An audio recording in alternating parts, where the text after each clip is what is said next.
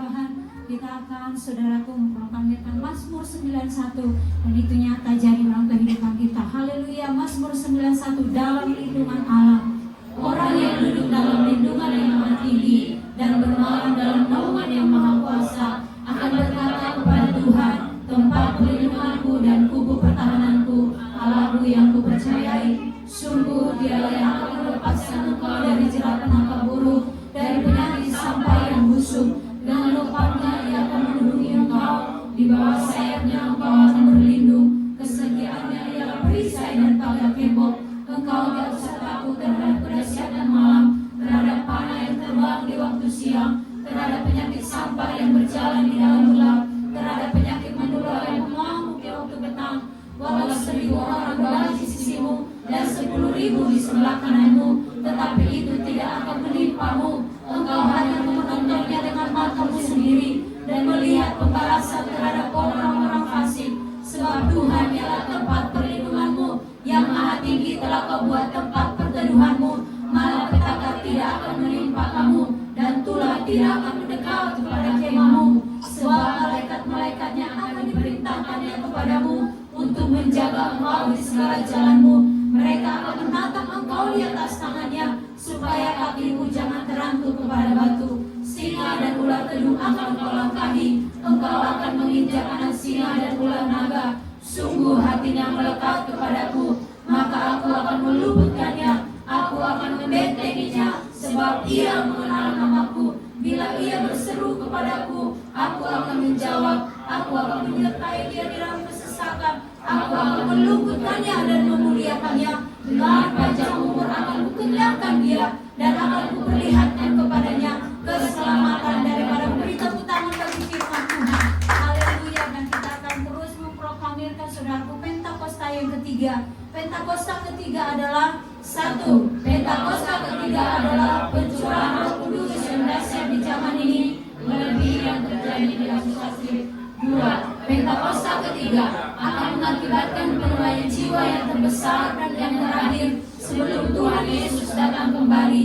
3. Pentakosta ketiga akan membangkitkan generasi Yeremia, yaitu anak-anak muda yang dipenuhi Roh Kudus, cinta mati-matian kepada Tuhan Yesus, tidak kompromi terhadap dosa, dan akan bergerak untuk memenangkan jiwa. 4. Pentakosta ketiga lahir di Indonesia dan bergerak ke bangsa-bangsa. Gerakan ini dari timur ke barat dan akan kembali ke Yerusalem. 5. Pentakosta ketiga akan memberikan kuasa untuk menyelesaikan amanat agung, dan setelah itu Tuhan Yesus datang kembali. Amin. Haleluya.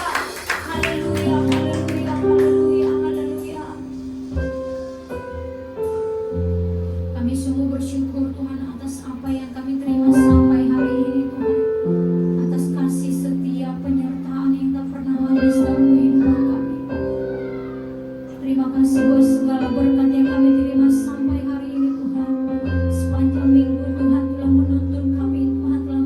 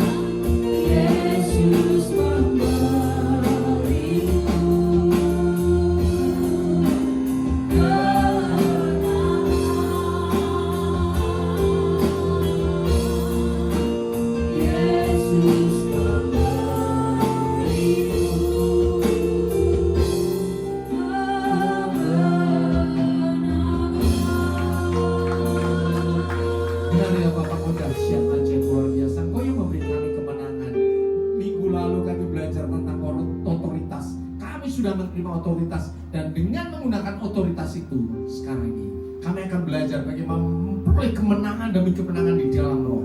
Kemenangan untuk membebaskan jiwa-jiwa, kemenangan untuk memulihkan jiwa-jiwa, keluarga-keluarga, bahkan bangsa-bangsa di dalam otoritas itu. Sekarang kami belajar untuk menjadi seorang penakluk di dalam nama Yesus, bersama dengan Tuhan membahas semua taklukan itu bagi hormat kemuliaan nama Allah Bapa, Tuhan Yesus dan Roh Kudus.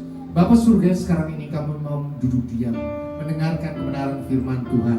Kami menyerahkan hati kami semua di dalam tangan-Mu. Lepaskan hati kami, gantikan hati kami dengan hati yang baru, hati seorang murid, hati yang adalah tanah yang subur, sehingga setiap firman yang kami terima berakar dengan kuat, bertumbuh dengan subur, dan berbuah dengan lebat dalam kehidupan kami. Semua yang percaya katakan amin. Silakan dulu dalam hadirat Tuhan. Shalom. Minal aizin wal faizin, mohon maaf lahir batin. Ya.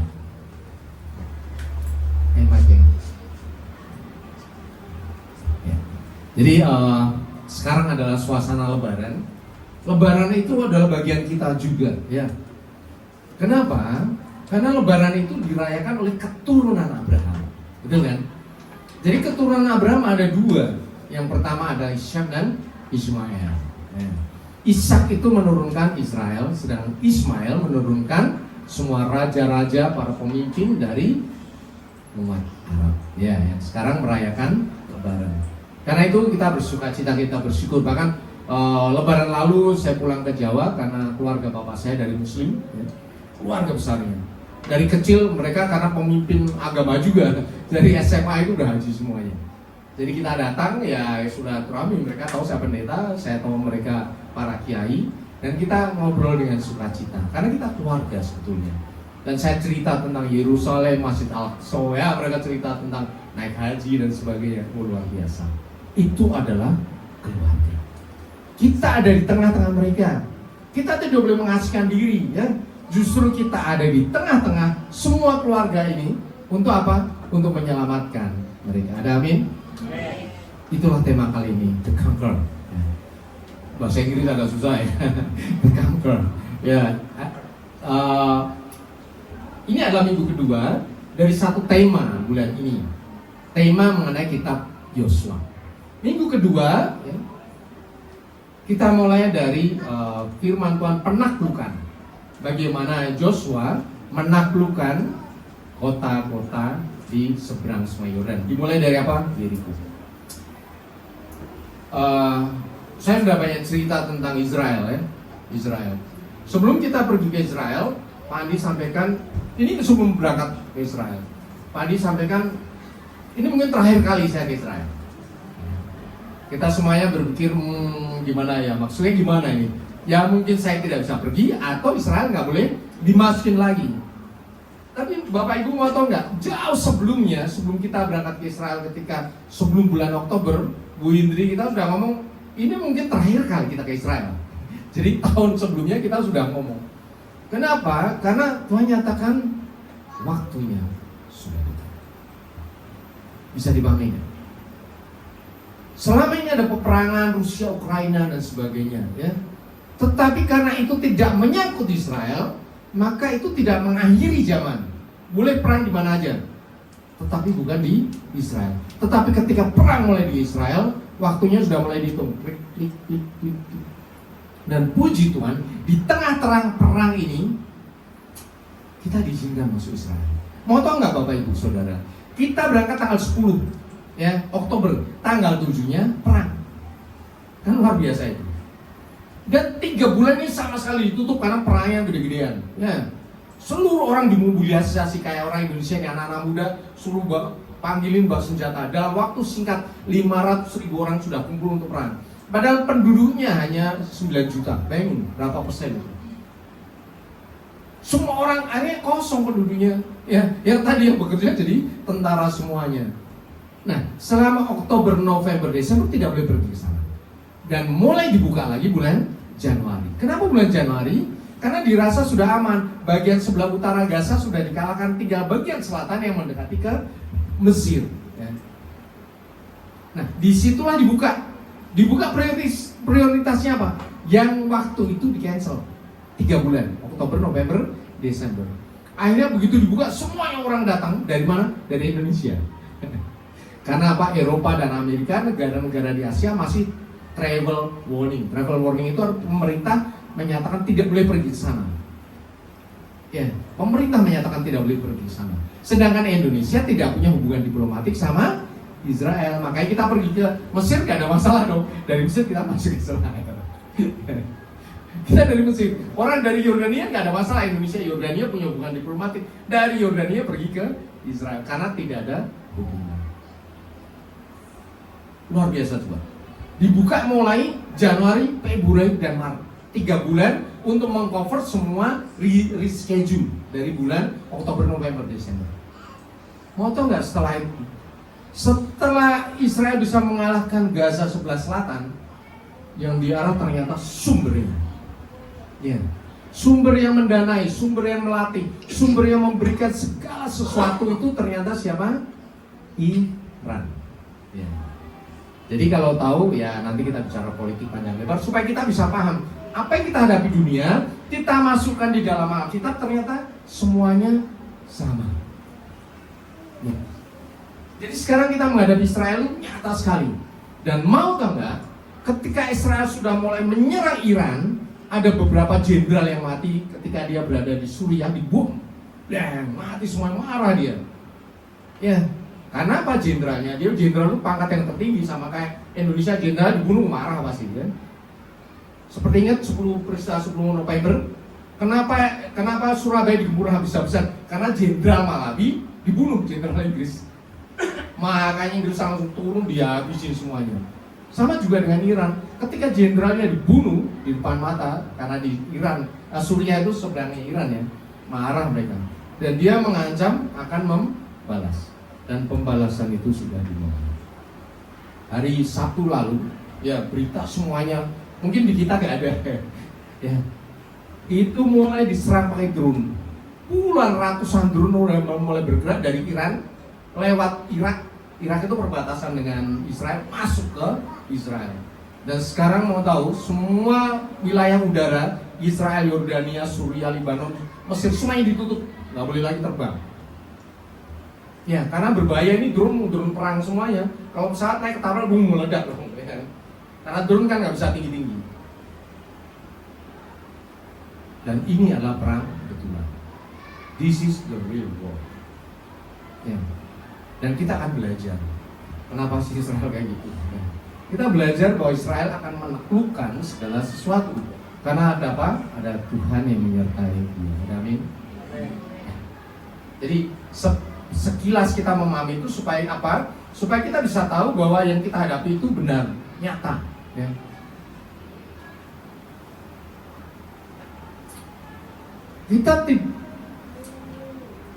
Perang dibolehi di mana-mana, asal jangan di Israel. Ya, perang di seluruh dunia itu banyak sekali, ada perang Vietnam, ya, ada perang Korea, gede-gedean yang mati ratusan ribu, jutaan. Vietnam itu yang mati jutaan. Tapi karena tidak di Israel, ya udah nggak apa-apa. Tapi begitu di Israel, semua orang alert ya, matanya memandang dia, dan sudah siap pasang kuda-kuda. Bahkan sekarang ini, ya, itu Amerika sudah mengerahkan kapal induk, ya kapal induknya di pelabuhan Israel, di pelabuhan Haifa, nongkrong di sana. Kenapa nongkrong di sana? Karena kapal induk ini mempunyai kemampuan untuk mendeteksi udara, ya sampai ratusan kilometer. Kapal induk, ingat ya, satu kapal induk tidak berjalan sendiri, tetapi disertai puluhan kapal yang lain untuk mengamankan kapal induk itu. Kenapa Amerika mengirimkan kapal induk ke pelabuhan Israel? Karena tahu bahwa sebentar lagi akan diserang. Orang ngomong, Iron Dome ada, hebat. Iron Dome enggak, Bapak Ibu Saudara. Iron Dome itu kapasitasnya sekali peluncuran terus, ya kan? Itu 800. Satu bijinya itu puluhan miliar. Ya, sedangkan drone harganya cuma puluhan juta doang. Ya. Kalau dia nyerang lebih dari 1000 pasti jatuh juga. Sama kayak waktu pertama kali Israel diserang bulan Oktober, itu diluncurkan 1.300 baik drone mortir apa, diluncurin semuanya. Ditangkap sama Iron Dome kan, tembak dong, habis jatuh. Jadi sekarang caranya adalah penyerbuan massal. Penyerbuan massal itu menyerang dengan ratusan terus dihujani, sehingga Iron Dome tidak akan tahan. Karena memang mahal sekali, memang presisi tapi mahal sekali. Dan itu yang terjadi akan kita lihat hari-hari ini. Dan Bapak Ibu Saudara ingat bahwa ketika itu terjadi, masanya sudah tiba. Kita punya bagian sendiri di Indonesia ya. Termasuk sekarang ada lebaran ya. Termasuk nanti ekonomi Indonesia akan turun karena dolar sudah naik, sekarang sudah 1.600 lebih. Ya, ini sudah pernah saya sampaikan. Ketika masa-masa ini tiba, ingatlah ya bahwa Tuhan sudah mengatakan. Tetapi kita anak Tuhan yang bertekun dalam firman akan diluputkan. Ada amin? Bapak Ibu Saudara melindungi dirimu sendiri, melindungi keluargamu, melindungi orang-orang yang engkau doakan ya, di masa-masa yang berat. Karena masa itu pasti datang. Dan masa itu tahun ini dan tahun depan. Memang ada di sana, tetapi kita pun juga terlibat. Nah, sekarang kita melihat peta Israel. Peta Israel itu ada laut mati yang biru-biru di tengah laut mati, ya. Kemudian sebelah kanannya Gunung Nebo. Ya, Gunung Nebo itu kita pernah bahas bahwa Musa berdiri di sana, diizinkan untuk melihat Gunung Nebo. Dari Gunung Nebo itu kelihatan lembah Sungai Yordan, kelihatan Yeriko, kelihatan Yerusalem, bahkan sampai ke laut mati. Disitulah kemudian Yosua diutus untuk berjalan melewati Sungai Yordan. Dan pertama kali yang dihadapi adalah benteng Yeriko. Pertama kali dia menyeberangi, yang dilihat pertama adalah benteng Yeriko. Kita sempat pergi ke sana. Jadi ini kota Yeriko. Kota Yeriko itu di seberangnya ada bukit pencobaan. Ya, kalau kita tahu bahwa Tuhan Yesus ketika pertama kali pelayanan itu berpuasa 40 hari 40 malam. Di situ ada bukit yang kusang sekali. Itu disebut bukit pencobaan ketika Tuhan Yesus dicobai di sana. Nah, Yeriko ini sampai sekarang masih menjadi bagian Arab. Ya. Jadi otoritasnya seperti DIY ya, daerah istimewa. Memang dikuasai Israel, tapi otoritas pemerintahnya diserahkan kepada orang Arab. Seperti halnya Bethlehem, seperti halnya Galilea, itu dipegang otoritasnya sama orang Arab. Jadi kalau kita ke Yeriko, itu ketemunya banyak orang Arab. Nah, jangan pernah berpikir orang Arab itu orang Islam. Karena orang Arab itu juga banyak orang yang Kristen. Justru lebih banyak orang Arab Kristen daripada orang Israel yang Kristen. Orang Israel Kristen di seluruh Israel itu hanya 70.000 orang saja. Itu berapa persen? Nggak ada 0,5%. Tetapi orang Arab Kristen lebih banyak ya daripada orang Israel Kristen. Makanya orang Israel terhadap agama Kristen tidak begitu respect ya. Karena memang Yesus itu tidak diakui di Taurat. Taurat hanya berhenti sampai Kejadian Keluaran Ulangan Bilangan Imamat, Kejadian Keluaran Imamat Bilangan Ulangan 5 aja. Dan dia akan menantikan Mesias yang akan datang. Jadi tidak menantikan Tuhan Yesus. Makanya dia tidak percaya Tuhan Yesus. Sekarang ada orang Israel yang percaya Yesus, namanya Messianic Jews, Messianic, orang Yahudi yang percaya pada Yesus. Dan jumlahnya segitu tadi, 70.000 orang. Bandingkan dengan orang Indonesia yang puluhan juta orang Kristen, jauh sekali. Jadi di Yeriko itu dikuasai oleh orang Arab sekarang ini. Nah, pada masa itu 1400 tahun yang lalu, Yeriko itu terdiri dari benteng. Bentengnya ada 2, benteng luar sama benteng dalam. Nah, benteng luarnya itu ada itunya, dasarnya, pondasinya. Pondasinya tingginya 5 meter. Ya. Pondasinya tingginya 5 meter ya. Setelah di atas 5 meter, kemudian dibangun tembok ke atas, tingginya 6 meter. Itu paling rendah. Artinya paling rendah, kalau orang lihat ini 11 meter. Nah, itulah yang dilihat oleh orang Israel. Bahkan tembok ini itu terendah. Kalau yang tertinggi ada lagi tiang menara-menara penjaga di pojok-pojok. Itu sampai 20 meter. Sehingga orang yang jalan kelihatan, tinggal di panah mati. Nah, temboknya terdiri 2. Yang pertama tembok luar itu 1,8 meter. Kemudian yang berikutnya tembok sebelah dalam 3,8 meter. Luas sekali loh. Temboknya aja segitu. Lebih luas dari ini. Makanya bisa bikin rumah di tembok Yeriko. Sampai di sini bisa dipahami. Itu yang dihadapi oleh orang Israel. Makanya saking ngerinya Yosua lihat, tuh serem juga ini. Baiklah, kita kirim seorang pengintai. Gimana caranya ngalahin kota ini? Bisa dipahami ya? Makanya Yerusalem mengutus pengintai, ya 2 orang pengintai itu masuk ke kota. Dan kita tahu ceritanya bahwa pengintai itu ketahuan dan diselamatkan oleh Rahab. Setelah diselamatkan oleh Rahab, kemudian dia dikeluarkan melalui tembok. Ya, ini penting sekali, tembok ini. Orang suruh turun, kemudian naik ke gunung dekat Yerusalem. Bukitnya itu dekat Yerusalem. Mereka bersembunyi selama 3 hari, baru mereka kembali nyebrang Sungai Yordan lagi. Jadi posisi ini Yosua belum nyebrang Sungai Yordan. Tetapi karena wah serem juga ini yang kita hadapi, kota itu gede, tinggi, menjulang ke langit. Dan bangsa Israel itu waktu itu masih primitif ya, nggak seperti bangsa Roma ya. Kalau Roma itu udah maju sekali, ya dia mau apa saja dikalahkan sama dia. Tapi orang Israel tidak punya kemampuan itu. Yang pertama, yang kedua, orang Israel harus mengalahkan kota demi kota dengan cepat. Tolong dipahami, mengalahkan kota demi kota dengan cepat. Kenapa? Kalau lama mengepung sampai berbulan, pengepungan biasa berbulan-bulan sampai bertahun-tahun, 2-3 tahun mengepung kota. Nanti semua orang Kanaan akan bersatu padu, bikin aliansi nyerang Israel. Sampai di sini bisa dipahami ya. Jadi kenapa harus perang dengan cepat? Supaya tidak ada aliansi untuk mengalahkan orang Israel. Sementara waktu itu penduduk Kanaan kalau dikumpulin sekitar 10 jutaan. Orang Israel hanya 2 juta. Kalah habis sudah. Makanya dia harus bagaimana cara mengalahkan dengan cepat. Dan kita tahu bahwa tembok Yeriko hancur karena apa? Dikelilingi 7 kali.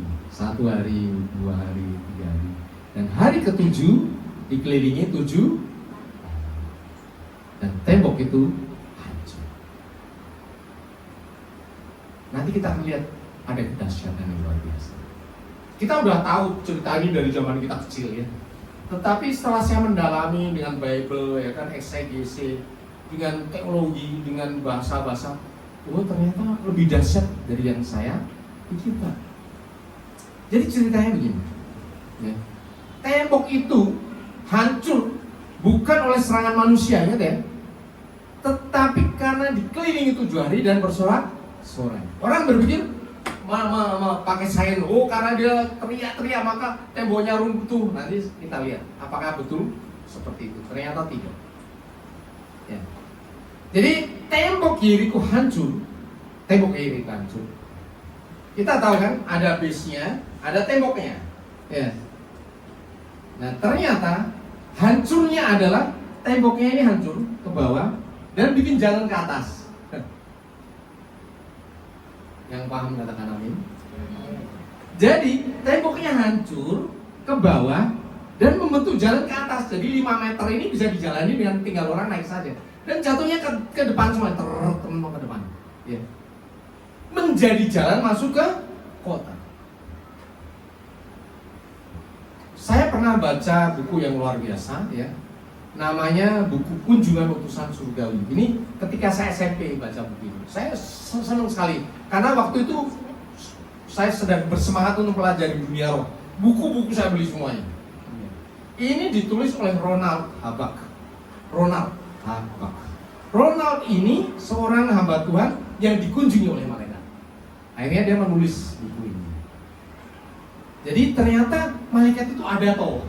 Kalau sekarang saya baru bisa ngomong lagi, pernah lihat sendiri ya. Tapi waktu itu malaikat itu kayak apa? Waktu itu saya masih di gereja tradisi, nggak ada tentang dunia roh, nggak ada. Ya. Tapi ternyata ada buku ini saya belajar. Oh malaikat itu kayak, oh ternyata ada loh. Dari cerita dari apa ini? Dan dari cerita ini ada satu hal, malaikat itu menyatakan tentang Yosua 6 ayat 5.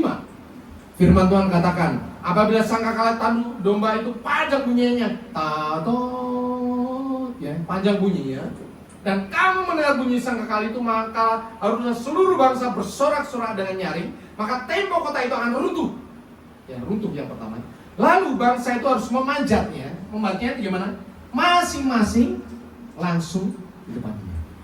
Siapa yang tahu? Jadi artinya apa? Ada keteraturan dalam keruntuhan tembok itu. Dan yang nyerita ininya adalah malaikat yang menemui Ronald itu. Ternyata malaikat banyak macam-macam. Dan salah satu malaikat itu ngomong sama dia. Dia ngomong, aku ada di sana ketika tembok Yeriko di. Saya ketika baca itu merinding luar biasa. Merinding juga ini. Ternyata bukan gempa bumi. Kalau gempa bumi rubuhnya teratur nggak? Nggak teratur dong yang pertama. Yang kedua, kalau gempa bumi yang rubuh apa? Semuanya rubuh dong. Semuanya rubuh dong. Ternyata hasil penggalian yang rubuh hanya temboknya doang. Rumahnya kagak hancur. Dan temboknya ada dua. Tembok sebelah ini kota luar sama kota dalam. Ini ada lagi dua tembok. Dan dua tembok ini doang yang hancur. Keren kan? Jadi bagaimana ceritanya tembok ini hancur? Ternyata tembok ini hancur ditekan oleh malaikat dari atas ke bawah. Saya ketika baca ini luar biasa. Ini adalah tangan Tuhan, bukan gempa, bukan. Kalau gempa seluruh rumah hancur, ngapain didatengin lagi orang rusak? Ternyata kan tidak. Kamu harus memanjat, menghancurkan semuanya, membakar semuanya sampai habis. Ya.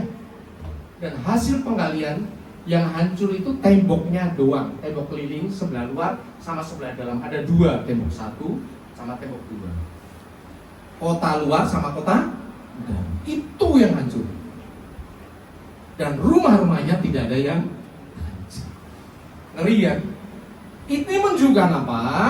Yang berperang untuk Israel adalah Tuhan Allah Israel, bukan manusia. Yosua 10 ayat 42. Nah dari sini saya mulai belajar bahwa Tuhan itu nyata, bahwa tidak ada yang kebetulan. Ya, ada memang campur tangan alam, banjir dan sebagainya. Tapi malaikat Tuhan bekerja dahsyat luar biasa. Ya. Nah itu yang nanti kita akan pelajari. Terus kita tahu kan, ketika pengintai itu mau keluar, ya, kemudian diminta mengasih tali di jendela. Warna kirmizi itu emas. Pertanyaan saya, kenapa rumah Rahab masih utuh? Ini pertanyaan yang terbalik, ya terbalik. Karena umumnya, Rahab kan menyembunyikan pengintai. Ternyata jawabannya tidak di situ.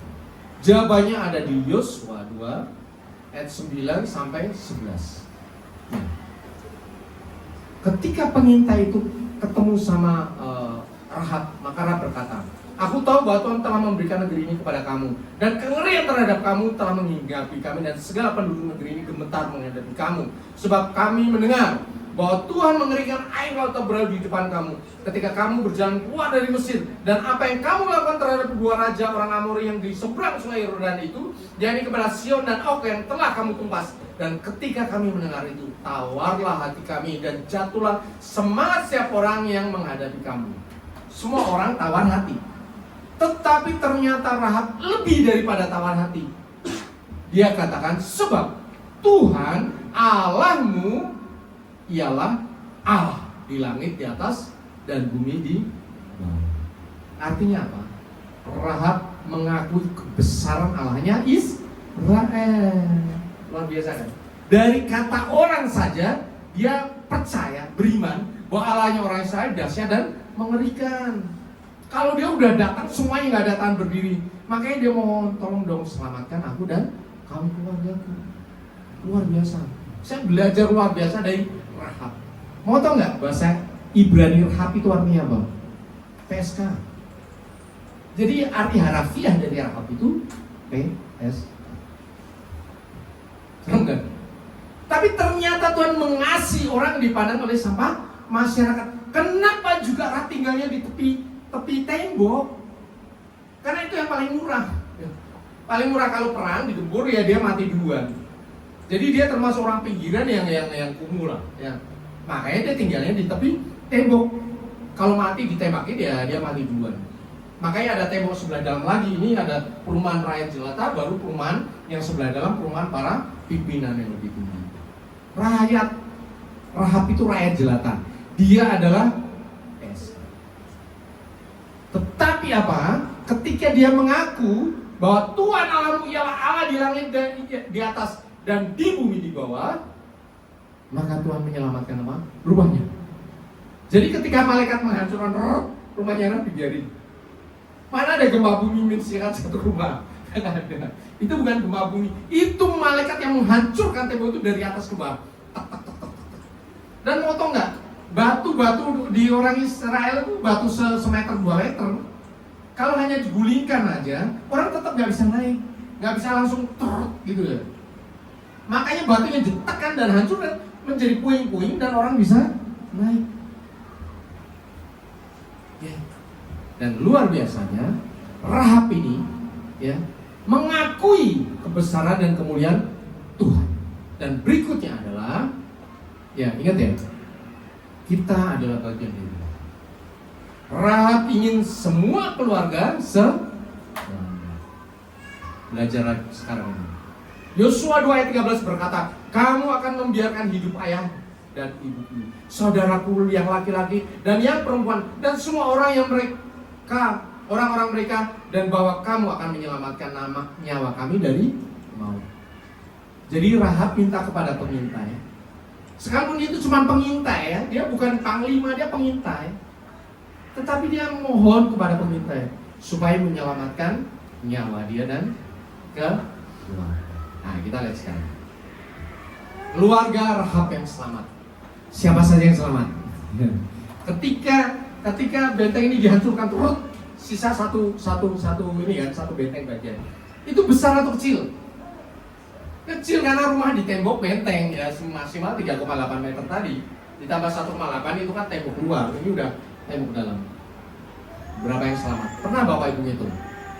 Di dalam Yosua 6 ayat 23 kita lihat. Ya, luar biasa. Lalu masuklah kedua pengintai muda itu dan membawa keluar yang pertama Rahab, dibawa keluar. Kemudian siapa? Ayahnya dibawa keluar. Kemudian siapa? Ibunya. Kemudian saudara-saudara. Artinya sekeluarga dong. Nah, waktu itu anaknya sedikit atau banyak? Anaknya banyak karena mereka harus bertani menjadi tentara dan sebagainya. Makanya anaknya banyak, ya rata-rata lebih dari 10 anak ya. Dan anaknya pasti punya keluarga juga dong. Dan mereka masuk ke rumah itu. Dan yang berikutnya, semua orang yang bersama-sama dengan dia. Artinya teman-temannya, ayo masuk semuanya.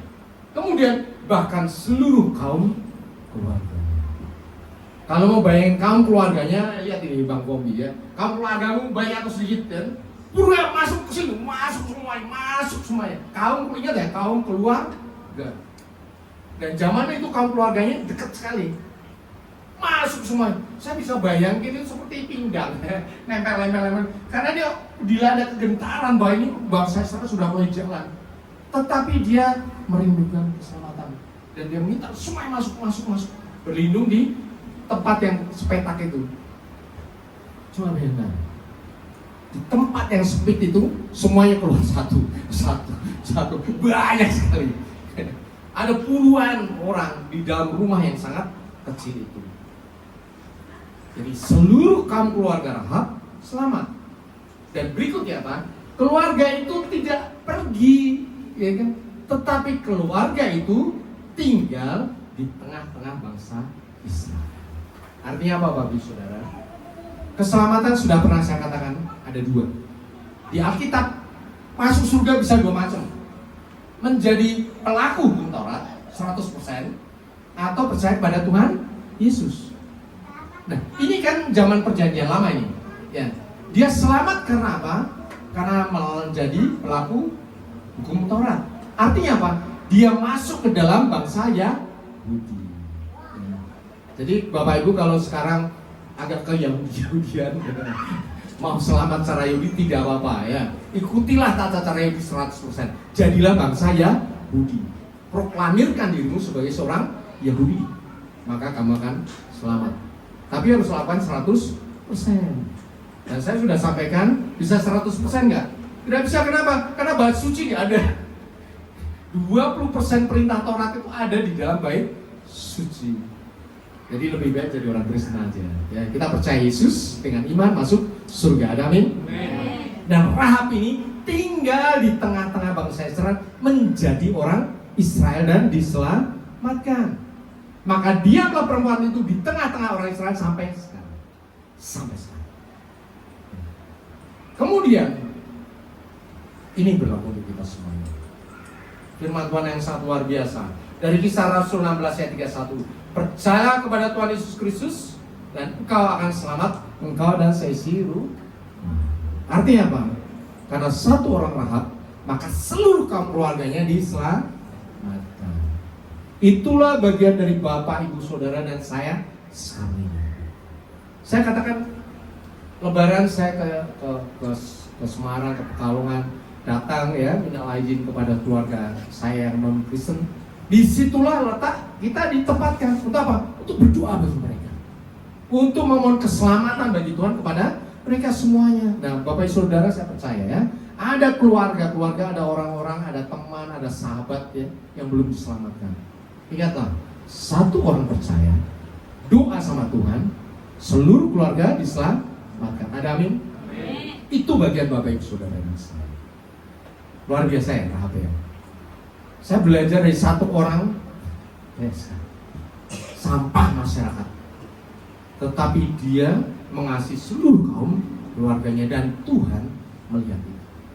Sekarang pertanyaan saya, dua pengintai ini berperan dalam penghancuran Yeriko nggak? Dua orang Israel, dua pengintai, kunyuk. Ada perannya terhadap penghancuran Yeriko nggak? Tidak. Yeriko hancur karena cara Tuhan. Dikelilingi 7 kali, tiup trompet, sorak-sorai, hancur. Ya. Dua pengintai ini tugasnya. Dua pengintai itu andilnya apa? Andilnya ternyata menyelamatkan keluarga Rahab. Tolong pahami. Artinya apa? Bahwa Tuhan mengasihi Rahab, makanya Tuhan mengirim dua pengintai. Luar biasanya. Karena ada satu orang yang percaya dan ingin kaum keluarganya selamat, Tuhan meminta Yosua untuk mengirimkan pengintai. Pikirnya Yosua, coba kamu intai ya Jericho. Seperti apa sih supaya kita kalahkan? Ternyata itu bukan tujuannya. Tujuannya supaya menyelamatkan Rahab dan seluruh kaum keluarganya. Ada amin nggak? Itu juga bagi Bapak Ibu Saudara dan saya. Banyak hal yang seolah-olah kita pikir, aduh ngapain sih saya harus seperti ini, aduh ngapain sih saya harus seperti itu. Tetapi Tuhan bekerja melampaui apa yang pernah kita pikirkan. Tujuan kita mungkin seperti ini, tetapi tujuan Tuhan lebih jauh daripada itu. Seperti dua pengintai. Dua pengintai tidak punya andil terhadap kehancuran Yeriko. Yang menghancurkan adalah Tuhan sendiri. Tadi malaikat Tuhan hancurin. Dua pengintai ternyata apa? Menyelamatkan keluarga Rahab. Luar biasa dong. Dia ada keselamatan pertama ketika Yosua masuk ke dalam tanah Kanaan. Dan itu adalah bagian Bapak Ibu Saudara dan saya. Kita ada di tengah-tengah sini, di tengah-tengah orang Kanaan ini, orang-orang yang tidak percaya kepada Tuhan Yesus sebagai Tuhan dan Juru Selamat. Kita ada di sini untuk berdoa, memohonkan keselamatan bagi semua orang tempat ini. Ada amin? Amin. Itu bagian dari Bapak Ibu Saudara dan saya. Dan lebih dahsyat lagi, ini agak melompat ya. Suatu kali Tuhan Yesus masuk ke Yerusalem, ya, di hari Kamis Putih. Tuhan Yesus diululukan, Minggu Palma, diululukan untuk masuk ke Israel. Di situ dikatakan orang bersorak, Hosana bagi anak Daud, diberkatilah dia yang datang dalam nama Tuhan. Hosana di tempat yang tinggi. Matius 21 ayat 9b. Itu artinya apa? Yesus anak Daud, betul kan? Dan kita semuanya tahu bahwa Mesias lahir dari Daud, lahirnya di Betlehem, kampungnya Daud. Oke. Dan terus bagaimana silsilahnya Daud? Daud itu anaknya siapa? Kita mencatat Matius 1 ayat 1. Inilah silsilah Yesus Kristus, anak Daud, anak Abraham. Berarti Daud anaknya Abraham. Ya, Abraham punya anak kan? Esau sama Yakub, Ishak sama Esau ya. Kemudian menurunkan Yakub ya. Yakub akhirnya punya anak Israel ya. Abraham punya anak Ishak ya, Ishak sama Ismail ya, Ishak Ismail. Kemudian Ishak menurunkan Yakub dan Esau. Kemudian Yakub setelah keluar dari melarikan diri dari Laban, dia dinyatakan sebagai Israel. Dan dia menurunkan 12 suku. Dan dia nyatakan nama bukan lagi Yakub, tetapi engkau adalah Israel. Dan dari Israel ini lahirlah keturunan-keturunan dan sampai kepada Daud. Daud lahir keturunan-keturunan sampai kepada Tuhan Yesus. Pernah nggak Bapak Ibu baca Matius 1 ayat 5 sampai 6a? Salmon memperanakan Boaz dari Rahab. Boaz memperanakan Obed dari Rut. Obed memperanakan Isai, dan Isai memperanakan Raja Daud. Artinya Salmon menikah sama siapa? Sama siapa? Rahab. Rahab ini ngeri ya, luar biasa kan? Ternyata pengintai itu namanya Salmon. Salmon itu anaknya Yehuda. Keturunannya itu dari Yehuda. Dan Salmon ini menikah dengan Rahab. Dan Rahab dan Salmon ketika menikah, dia melahirkan Boaz. Boaz kemudian menikah dengan siapa? Dengan Rut. Dan dia melahirkan Isai. Dan Isai ini adalah papanya. Luar biasa kan? Pernah nggak Bapak Ibu teliti Alkitab sampai di sini? Bahwa ternyata yang diselamatkan oleh Tuhan ini orang asing, seorang yang rendah ya, sampah masyarakat, dipakai Tuhan untuk menjadi nenek moyang dari siapa? Tuhan Yesus.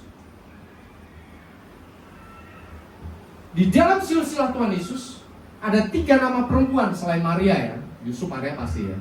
Ada 3 nama perempuan yang disebut di Alkitab sebagai silsilah Tuhan Yesus. Yang pertama adalah ini, Rahab. Rahab itu siapa? Itu tadi ya, orang nggak ada jelas juntrungannya, dia begitu tinggal di Yeriko, dihancurkan, tapi dia percaya pada Tuhan, diangkat tinggi sekali. Yang kedua, Rut. Rut itu siapa coba? Rut itu orang Moab. Ya, orang Moab itu malah orang yang tidak boleh bergaul sama orang Israel. Moab ya. Dan yang ketiga adalah Batsheba. Batsheba itu siapa? Pelakor. Pelakornya Daud. Luar biasa kan? 3 nama ini nama perempuan yang bagi orang biasa itu nggak bagus lah ya, nggak bagus. Bukan menjadi kandidat utama bagi lahirnya seorang raja. Tapi Tuhan memakai orang-orang yang sangat sederhana. Artinya apa? Bapak, Ibu, Saudara dan saya lebih terhormat di kita daripada mereka semuanya, betul kan? Di sini ada yang berbuat jahat nggak ya? Saya rasa tidak, makanya datang ke tempat sini. Ya, Bapak Ibu lebih berharga dari semua. Dan kita akan dipakai lebih dahsyat dari mereka. Ada amin? Ya.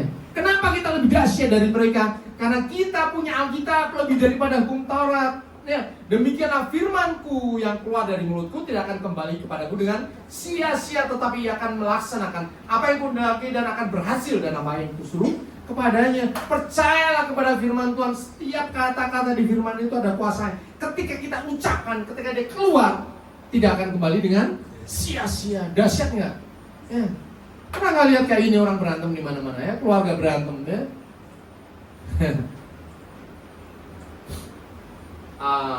Anak-anak muda kalau nikah pasti yang dicari yang pinter dong, yang hebat dong. Kalau pebisnis ya maunya punya sama-sama pebisnis dong. Ya.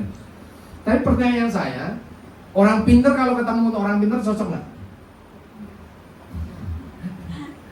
Orang pinter ketemu orang pinter cocok nggak? Kalau coba berantem karena punya mindsetnya sendiri, apalagi punya bisnis, ya punya bisnis kawin, pak, wah berantem udah langsung. Percaya, karena saya melayani orang-orang seperti ini, baik dari level saudara sampai konglomerat itu kayak ini. Baik sudah menikah, baru menikah, ataupun sudah bertahun-tahun atau puluhan tahun, udah punya cucu, mau cerai itu kita biasa kayak gitu. Ya, terus gimana dong cara menyelesaikannya? Bagaimana cara menyelesaikannya? Pakai firman Tuhan, doa. Firman Tuhan katakan, kami mematahkan setiap siasat orang dan merubuhkan setiap kubu yang dibangun oleh keangkuhan manusia untuk menentang pengenalan akan Allah. Kami menawan segala pikiran dan menaklukkannya kepada siapa? Ada amin? Nggak usah ribut, nggak usah marah, nggak usah apapun. Doa, termasuk sama mertua, orang tua, siapapun, ikat di dalam kuasa firman Tuhan. Doanya apa? Menawan segala pikiran. Doanya apa? Menaklukkan pikiran kepada Kristus. Ada amin? Ada amin? Itu bagian Bapak Ibu Saudara untuk apa? Kanker menaklukkan. Taklukkan semua orang di Medland Cibitung ini dengan apa? Doa semuanya tunduk pada firman Tuhan. Doa semuanya bertobat. Keluarga-keluarga kita doa dengan tak jemu-jemu. Itu bagianmu. Bagian saya. Terus bagian Tuhan apa? Bagian Tuhan melaksanakan apa yang kau ucapkan. Yang pertama. Yang kedua, bagian Tuhan apa? Memberkati Bapak Ibu Saudara dan saya. Ada amin? Setiap pekerja layak mendapatkan upahnya. Don't worry, tidak usah khawatir. Ketika engkau tekun berdoa, ketika engkau tekun menginginkan keselamatan banyak orang, sama seperti Rahab ini. Di mata manusia nggak ada apa-apanya orang. Rahab itu artinya PSK kok. Dihancurin aja selesai. Tetapi Tuhan meninggikan dia. Tuhan membuat rumahnya tidak dihancurkan oleh malaikat. Bahkan Tuhan membuat dia menjadi nenek moyang dari Tuhan Yesus. Apalagi Bapak Ibu Saudara dan saya. Ada amin?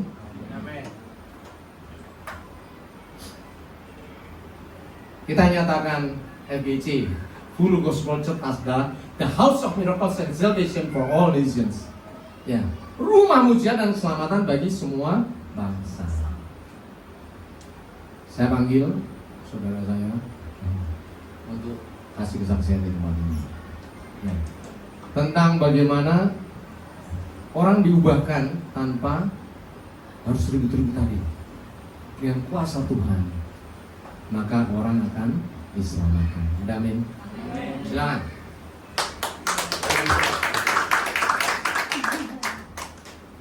Silakan, Pak. Shalom. Aduh, sebenarnya inilah hal yang saya takutkan kadang apa ya, kalau berbicara itu ada kebentaran.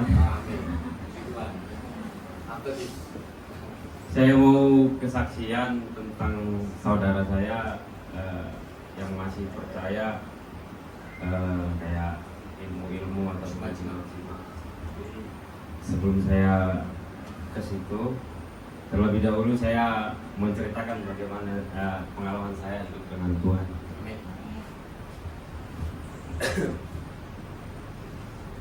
Jadi selama saya merantau di sini, puji Tuhan, saya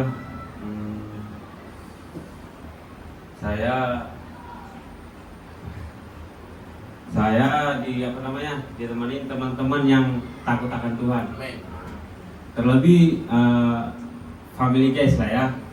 Jadi saya sangat diberkati dengan family guys, saudara-saudara. Jadi family guys ini tempat ataupun wadah yang selalu di situ membicarakan tentang firman Tuhan.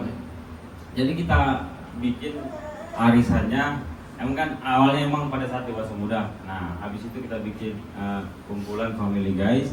Jadi di situ dibikin arisan tentang arisan. Jadi setiap siapa yang dapat arisan ataupun keluarga yang dapat arisan, mereka yang membawakan firman ataupun tata cara ibadahnya. Nah, puji Tuhan saya sangat diberkati di wadah ini. Nah, suatu ketika saya tahu saudara saya masih percaya hal-hal seperti itu dan saya tahu bagaimana persis tentang kehidupan mereka. Nah, jadi yang saya rindukan, saya mau keluarga saya merasakan bagaimana saya merasakan hidup dalam Tuhan. Cuman caranya gimana ya Tuhannya? Sementara mereka masih percaya hal-hal seperti itu. Nah, singkat cerita, Bang Valerin memperkenalkan Bapak Indri di Family Guys. Memperkenalkan Family Guys, Bapak bercerita dan paham betul tentang dunia roh. Nah, pada saat itu Bapak ada PBI juga kalau di Cibitung tuh. Saya itu karena pengajarannya itu kadang bikin saya selalu semangat, Pak. Saya selalu kadang chattingan sama Bang Valerin, kalau bisa bikin acara ibadah PBI itu pada saat saya shift pagi gitu. Iya, saya bisa ketemu gitu, bisa saya dapat mengikuti gitu. Saya chatting Bang Valerin, akhirnya mengikuti jadwal saya. Puji Tuhan, banyak hal yang saya dapat pada saat kita ibadah di sana PBI tentang dunia roh, tentang pengajaran tentang dunia roh lah. Jadi suatu ketika di situ saya Pak Henry menyampaikan tentang dua pribadi itu, Pak. Nah, jadi saya juga masih kurang keberanian menyampaikan kayak firman Tuhan kepada saudara saya itu karena saya belum ada kemampuan. Nah, Pak Henry menyampaikan bahwa dalam doakan dua pribadi ini. Jadi itulah yang kami bawa di dalam mesbah kami dengan istri. Kita bawa terus nama keluarga itu dalam doa kami. Apalagi semenjak ya perintisan gereja inilah, mungkin teman-teman semua tahu banyak prosesnya ya. Kalau Pak Istri kan dua dan bahkan yang tadinya saya nggak pernah puasa, saya jadi puasa dalam seminggu bisa 2 kali gitu. Nah, terus tiap hari juga harus baca firman gitu. Nah, di situ seiring berjalannya waktu saya tiap hari saya baca firman, itu saya dapatkan bahwa firman Tuhan itu banyak pengetahuan di situ, banyak kebenaran, dan bahkan saya juga jadi punya kuasa atau punya keberanian menyampaikan tersebut. Nah, singkat cerita kita arisan dalam keluarga, di Jakarta. Setelah selesai arisan, saya juga nggak tahu bisa ada keluar omongan tentang tukang urut juga. Jadi tukang urut, jadi cerita kalau mereka itu kadang keseringan urut, Pak, kadang gitu. Cuman pas saya ditanya, kamu sering urut gak kan? Saya nggak pernah urut. Kalau urut saya palingan orang rumah, saya bilang gitu. Karena apa? Saya agak apa ya? Saya pernah hamba Tuhan berbicara seperti ini. Saya bilang pada saat ada seseorang patah tulang gitu ya, patah tulang. Kalau di medis kan, kalau patah tulang kan pasti operasi ya, dan bahkan dipen biar benar-benar tulang ini tetap kokoh gitu. Jadi biar nggak gerak, biar bisa lurus ataupun nyambung dengan baik sempurna gitu. Tapi kalau di patah tulang itu cukup kayak ramuan terus dikasih kayu diikat gitu, tapi bisa lurus gitu. Jadi saya bilang, jadi hamba Tuhan ini berbicara secara tidak langsung sebenarnya ada yang mengikat tersebut tuh, ada yang megang gitu, makanya tetap kokoh. Sekarang logikanya saya bilang di medis saja harus dioperasi, dibor, dipen gitu, biar tetap kokoh gitu. Nah ini cuma diikat pakai kayu, kok bisa kan gitu. Jadi hamba Tuhan ini berbicara bahwasanya semacam ada yang megangin gitu ya. Saya nggak ngerti ataupun malu alus atau gimana gitu, yang nggak kita lihat gitu kan, ada yang megangin biar bisa lurus. Nah, cuman dengan dia megangin seperti tersebut kan kita tidak tahu, ataupun tadinya niatnya cuma berobat kan. Nah, di situ semacam ada kayak perjanjian. Nah, disitulah yang bikin berkat Tuhan itu jadi terhalang gitu. Setan mencuri gitu. Begitulah saya sampaikan ke saudara saya ini. Akhirnya saya nggak ngerti, tiba-tiba dia mengaku lah. Sebenarnya saya udah tahu, cuman dia nggak ada pengakuan gitu. Akhirnya dia mengaku bahwasanya itu dulu dia pada saat bekerja itu dia perantau, dia bawa sesuatu dari kampung. Jadi maksudnya ini itu buat menjaga diri ataupun biar orang lain semacam apa ya, jadi nggak ada masalah jabatan gitu. Jadi kadang saya juga nggak ngerti, jadi barang jimat-jimat ini kayak ada masanya gitu. Jadi beberapa bulan kemudian nelpon ke kampung gitu, nelpon minta diisiin lagi gitu. Nah gitu jadi kayak ada masanya kali ya. Jadi saya bilang, gimana kita mau merasakan berkat Tuhan, hadirat Tuhan ataupun mujizat dari Tuhan, kalau kita itu nggak benar-benar fokus dalam Tuhan gitu. Karena apa? Kita tahu kan Allah itu Allah pencemburu gitu. Dia nggak mau dua Tuhan. Nah akhirnya dari situ saya bilang, udahlah, saya bilang, buang aja semua lah itu. Karena apa? Sekarang saya tanya sama abang, saya bilang, saya tanya sama saudara saya, sekarang apa guanya dengan kamu menyimpan seperti itu, memakai seperti itu? Nggak ada, sama aja saya bilang. Makanya kalau kita mengikut orang itu juga, kita harus lihat buahnya, saya bilang begitu. Kita harus lihat keluarganya apa diberkati, kita harus bisa jadi berkat, saya bilang begitu. Sekarang abang lihatlah keluarga sendiri, biasa aja kan, saya bilang kan. Akhirnya puji Tuhan, mungkin kita udah bawa dalam doa terus. Oke lah, kalau abang belum berani, ataupun kan saya minta pada saat itu, coba sini saya bilang begitu. Tuhan saya juga agak ada dekat juga, makanya kan diserang lagi. Dia bilang sini nggak mau, cuman ya udah bang, ya udah saya bilang.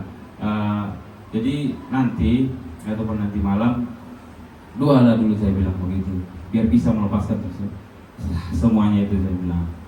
Akhirnya besok saya harus menerima kabar baik bang, saya bilang begitu. Jadi ternyata dia sudah berdoa dan kami juga udah berdoa di rumah juga. Ternyata jadi buat mastiin saya bilang begini, nanti video ya kirim ke saya, saya bilang gitu. Ternyata di video di dompet itu ada cincin, jadi kayak ada buntalan juga, ada botol kecil. Akhirnya iya, jadi puji Tuhan, akhirnya itu semua udah dibuang, dilepaskan. Dengan terjadinya hal seperti itu, ya kami keluarga saya menangis. Gitu. Ternyata kami juga bisa jadi berkat buat keluarga. Biasa kita berucap bersyukur kepada Tuhan. Saya bangga pada anak muda ini. Saya juga bangga sama kalian anak muda ya. Orang-orang tua yang ada di sini doakan anak-anak muda ya, supaya terus bertekun ya, maju terus seperti Joshua ya.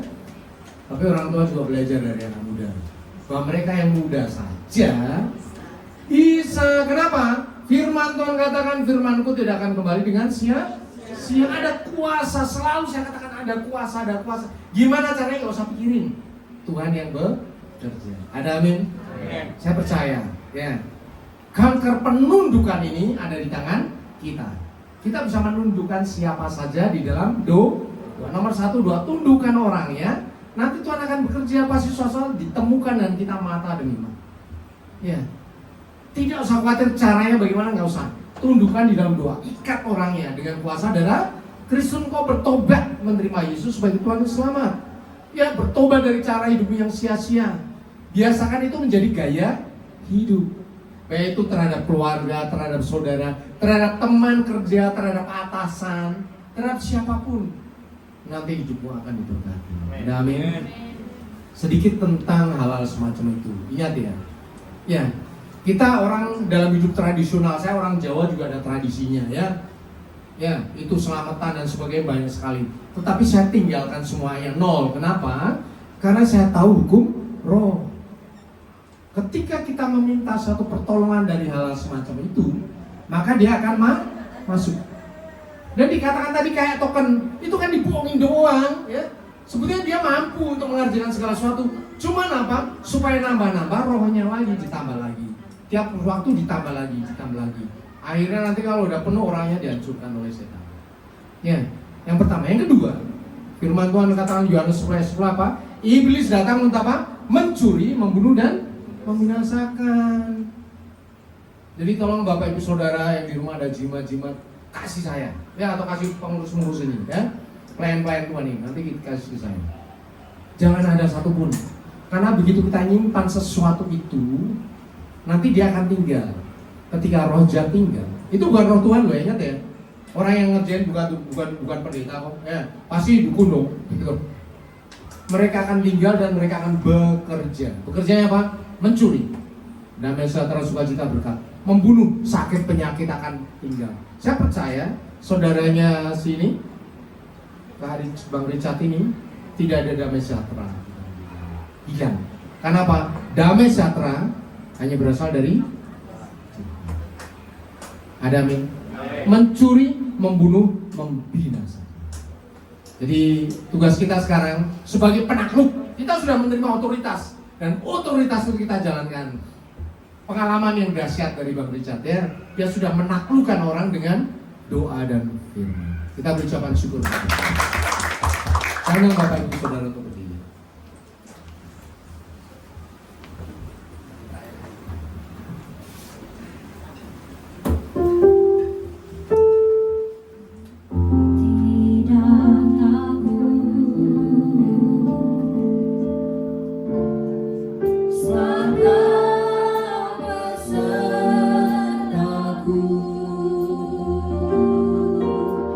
Ku tidak bimbang, sebabkah Allahku Engkau meneguhkanku, Engkau menolongku.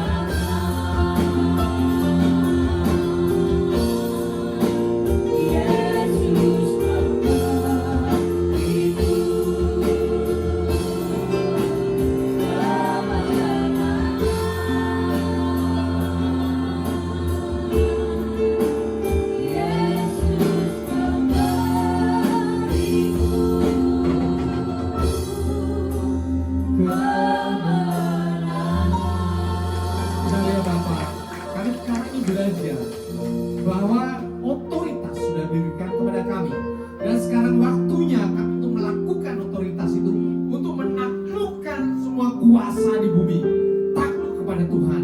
Setiap orang yang diikat oleh kuasa-kuasa rujat, kami taklukkan supaya tunduk di bawah kuasa Tuhan. Semua orang yang tunduk diikat oleh pikiran-pikiran kena bebasnya, kami tundukkan, kami taklukkan supaya tunduk kepada kuasa Tuhan. Karena firman Tuhan tidak akan kembali dengan sia-sia. Karena kami mematahkan setiap sia-sia orang dan merumuhkan setiap kubu yang dibangun oleh keangkuhan manusia untuk menentang pengenalan akan Allah. Kami menawan segala pikiran dan menaklukkannya kepada Kristus. Bapa Surgawi, sekarang kami belajar lebih dalam lagi. Tanamkan setiap firman itu dalam kehidupan kami, dan kami akan lakukan. Kami mau menjadi pelaku firman Tuhan yang taat dan setia di dalam nama Tuhan Yesus. Bapa Surgawi yang berkata-kata, tetapi Roh Kudus yang mendidik kami akan terus mengajarkan setiap kebenaran firman Tuhan, sehingga kami makin paham, makin yakin, makin beriman bahwa firman Tuhan itu dahsyat, dia dan kami. Dan kami mau menjadi pelaku firman Tuhan yang taat dan setia. Roh Kudus yang akan mengajarkan kami sampai kesudahan zaman. Untuk itulah Tuhan memberkati engkau, menyertai engkau, bahkan sampai kepada kesudahan zaman. Karena itulah bagian kita semuanya. Terima kasih Bapa, terima kasih Tuhan Yesus, terima kasih Roh Kudus. Kami akan menjadi rekan sekerja Tuhan di akhir zaman ini, di dalam nama Tuhan Yesus. Dan kami percaya ketika kami melakukan setiap pengutusan Tuhan dalam kehidupan kami, Tuhan akan memberkati kehidupan kami semuanya.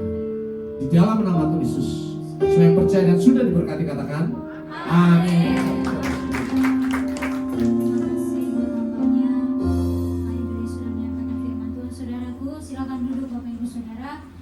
waktunya kita akan mendengarkan pengumuman dari Jodia. Haleluya.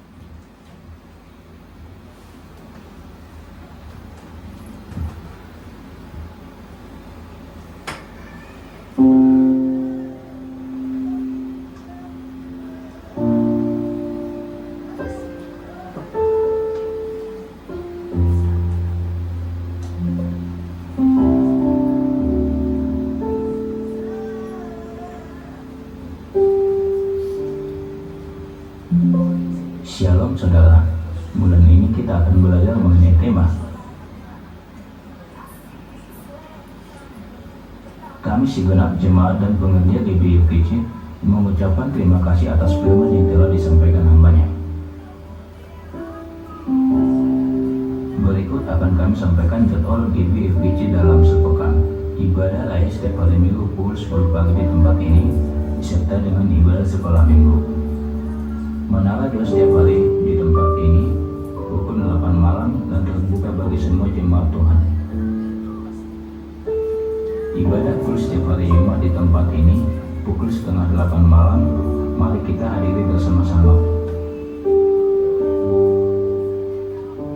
Bagi jemaat Tuhan yang memiliki pergumulan doa dan rindu didoakan, silakan mengisi form permohonan, dapat diminta ke asal.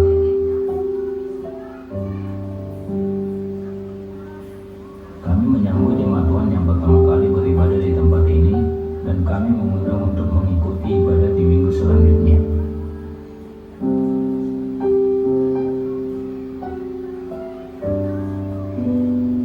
Demikian pengumuman sepekan. Tuhan Yesus memberkati.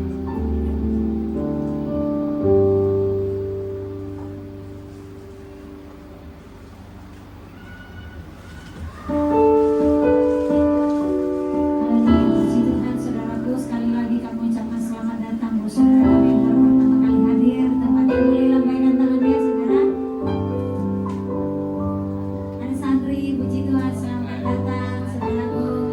Kiranya kita semua yang berkati Tuhan. Haleluya. Dan pergumulannya juga Tuhan tolong. Haleluya. Tiba waktunya kita menutup ibadah kita, saudaraku. Sambil kita semua itu meminta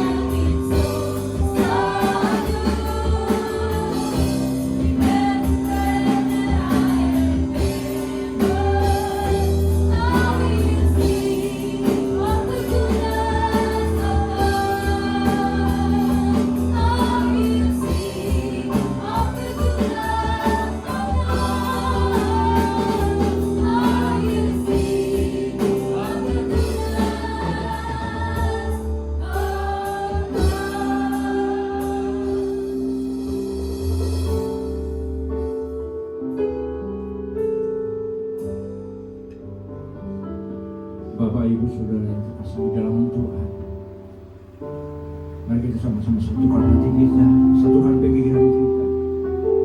Kita sama-sama berdoa, kita berbicara pada Tuhan. Bapa kami yang di surga, kami mengucap syukur ya Tuhan buat ibadah pada hari ini Tuhan. Ibadah yang begitu luar biasa, ibadah yang diberkati Tuhan. Terima kasih ya Bapak buat kasih anugerah Tuhan yang boleh kami boleh kami nikmati hingga sampai saat ini Tuhan. Terima kasih Bapa buat benih firman-Mu yang boleh kami terima, yang boleh kami nikmati melalui hamba-Mu, Bapak Gembala kami, Bapak Indri, Tuhan. Biar melalui hamba-Mu Tuhan, kami boleh anak-anak-Mu, jemaat-Mu tempat ini boleh diberkati dengan benih firman-Mu. Berkati Tuhan hamba-Mu Tuhan. Berkati lebih lagi kesehatannya, kekuatannya Kau tambah-tambahkan hari lepas hari Tuhan. Biar dimanapun hamba-Mu ini melayani Tuhan, malaikat Tuhan senantiasa membungkus, tutup bungkus dengan kuasa darah Tuhan, dengan kuasa darah Tuhan Yesus Kristus. Berkati juga anak-anaknya, istrinya Tuhan. Berkati semua keluarganya Tuhan. Berkati orang-orang yang bertalian darah dengannya Bapa. Kami akan percaya satu hal Tuhan, malaikat Tuhan selalu mengawal keluarga ini Tuhan. Terima kasih Bapa. Terima kasih Tuhan. Kami serahkan hamba-Mu ini beserta keluarganya di dalam tangan kasih kuasa-Mu. Kami juga cukup ucap syukur Tuhan buat hamba-Mu yang melayani pada ibadah raya ini Tuhan. Mulai asal singer, memang musik OHP, soundman. Mulai hamba-Mu ini Bapa, kami sungguh diberkati Tuhan dengan pujian dan penyembahan kami. Terlebih Tuhan, ampuni hamba-Mu Tuhan. Apabila dan melayani yang kurang berkenan di hadapan-Mu berkati Tuhan, kami sujud tunduk merendahkan diri minta ampun kepadamu ya Bapa. Biarlah Tuhan dan biarlah kita sempurnakan hari pas hari setiap pelayanan kami. Biarlah setiap pelayanan ini Tuhan menjadi berkat jemaat-Mu, menjadi berkat orang-orang yang berada di tempat ini ya Bapa. Maka setiap kami pribadi pribadi Bapa, terlebih jauhkan kami Tuhan, pelayanan kesombongan Tuhan. Bukan karena gagah pintar kami, kepada kami bisa melayani Engkau Tuhan. Karena roh Tuhan yang memaukan setiap kami untuk kami boleh melayani Engkau di tempat ini ya Bapa. Terima kasih ya Bapa, terima kasih Roh Kudus. Kami serahkan sepenuhnya Tuhan, hamba-Mu ini Tuhan, pelayanan-pelayanannya Tuhan, beserta keluarganya Tuhan, di dalam tangan kasih kuasa Tuhan. Terima kasih Bapa. Kami juga berdoa buat hamba-Mu, Gembala Royan kami, Bapak Andi Markus Tuhan. Dimanapun hamba ini Bapak melayani Tuhan, Engkau berkati Tuhan kesehatan kekuatannya Tuhan, berkati keluarganya Tuhan, Ibu Tanti sebagai anaknya Tuhan. Biarlah Tuhan saya mengawal, melindungi hamba-Mu sebagai keluarganya Tuhan. Berkati seluruh rayon Tuhan 18 Tuhan, cabang ranting semua yang ada di Bekasi Tuhan. Biar tangan Tuhan, perlindungan Tuhan selalu ada di rayon 18 ini Bapak. Berkati juga wakil-wakil gembala, staf gembala yang ada Tuhan. Engkau juga berkati semua gembala-gembala, staf gembala yang ada untuk keluarganya Tuhan, beserta keluarganya ya Bapak. Terima kasih Bapak, kami serahkan semuanya Tuhan. Wakil gembala berkuasa, staf gembala di tangan kuasa-Mu. Terima kasih Bapak, kami juga cukup ucap syukur buat Bapak pembina kami, Bapak Pendeta Insinyur Niko Notoras, Bapak. Kami sungguh mengucap syukur ya Tuhan buat hamba-Mu yang dengar-dengaran dengan Kau Tuhan. Mulai hamba-Mu ini Tuhan, kami boleh menerima visi-misi-Mu yang dari Tuhan. Berkati Tuhan hamba-Mu Tuhan. Berkati juga para wakil-wakilnya Tuhan. Berkati juga para keluarganya Tuhan. Biar melalui hamba-Mu ini Tuhan, bangsa-bangsa pada dimenangkan mulai hamba-Mu Tuhan. Khususnya bangsa Indonesia Tuhan, biar dimenangkan melalui hamba-Mu ini Bapak. Terima kasih Bapak, kami serahkan sepenuhnya Tuhan Bapak dalam kuasa Tuhan. Terusnya kami berdoa buat jemaat yang hadir malam hari ini Tuhan. Kami yang percaya Bapak, pada pagi hari ini Tuhan, ibadah raya ini Tuhan, jemaat-Mu diberkati luar biasa Tuhan. Kami sejahtera Kau limpahkan buat jemaat-Mu yang hadir pada pagi ini Tuhan. Terima kasih Bapak. Kami yang percaya Bapak, ketika kami datang tidak sama lagi ketika kami pulang. Kami pulang membawa sukacita. Kami pulang membawa damai serta luar biasa yang berada Tuhan. Kami sedang perjalanan kami Tuhan ketika kami pulang Bapak. Sebagai Tuhan kami juga berdoa persembahan yang kami persembahkan buat Tuhan. Berkati hamba-Mu, anak-anak-Mu yang mempersiapkan Tuhan. Engkau telah memberkati setiap kami pribadi lepas pribadi dalam sepekan ini Tuhan. Kami mau belajar taat, kami belajar tunduk, kami mau belajar merendahkan diri untuk memberikan persembahan ini Tuhan, untuk memperluas kerjaan-Mu di buah bumi persembahan itu Bapak. Berkati Tuhan juga orang yang mengelolanya Tuhan. Biar Tuhan Kau ajarkan untuk mengelola ini Tuhan. Biar tangan Tuhan yang campur tangan untuk mengelola gereja ini. Terima kasih Bapak, kami juga berdoa pemberian kami dari tingkat rendah RT RW sampai pemerintahan kami presiden, wakil presiden Kau berkati Tuhan. Kami percaya Bapak, permintaan kami semua datang dari Tuhan. Terima kasih Bapak, kami perintah kami dalam tangan kuasa-Mu Bapak. Tapi Tuhan kami akan pulang. Tapi Tuhan sempurnakan doa kami seperti doa yang Kau ajarkan kepada kami. Bapa kami yang di surga, dikuduskanlah nama-Mu, datanglah kerajaan-Mu, jadilah kehendak-Mu di bumi seperti di surga. Berikanlah kami pada hari ini makanan kami yang secukupnya, dan ampunilah kami akan kesalahan kami, seperti kami juga mengampuni orang yang bersalah pada kami. Dan jangan bawa kami ke dalam pencobaan, tetapi lepaskanlah kami dari yang jahat, karena Engkau yang punya kerajaan dan kuasa dan kemuliaan sampai selama-lamanya. Jemaat Tuhan yang dikasih Tuhan, Engkau adalah biji mata Tuhan. Engkau adalah anak Tuhan yang luar biasa, yang sudah diberikan otoritas dari surga. Dan sekarang ini waktunya Engkau melakukan penaklukan dan kuasa yang dahsyat, karena kemenangan itu sudah ada padamu. Amin. Kembalilah ke dalam kenyataan hidupmu sehari-hari. Taatilah firman Tuhan, nyatakanlah kasih Tuhan bagi semua orang. Selamatkanlah semua orang untuk mempersiapkan rapture yang akan datang. Amin. Untuk itulah terimalah berkat Tuhan. Angkat kedua tanganmu dan aminkan setiap berkat Tuhan. Tuhan memberkati engkau. Tuhan memberkati suamimu, istrimu, anak-anakmu, cucumu, mantumu. Tuhan memberkati studimu dan sekolahmu. Tuhan memberkati sandang panganmu. Tuhan memberkati pekerjaanmu dan usahamu. Tuhan memberkati pelayananmu. Tuhan memberkati apapun yang kau lakukan. Tuhan memberkati masa depanmu. Apa saja yang kau perbuat berhasil dalam nama Tuhan Yesus. Kasih karunia dari Allah Bapa dan damai sejahtera dari Tuhan Yesus serta persekutuan yang manis dengan Roh Kudus menyertai kehidupanmu. Dari sekarang sampai Maranatha, Tuhan Yesus datang 2 kali menjemput kita di awan yang permai, bahkan sampai selama-lamanya. Semua yang percaya dan sudah diberkati katakan amin.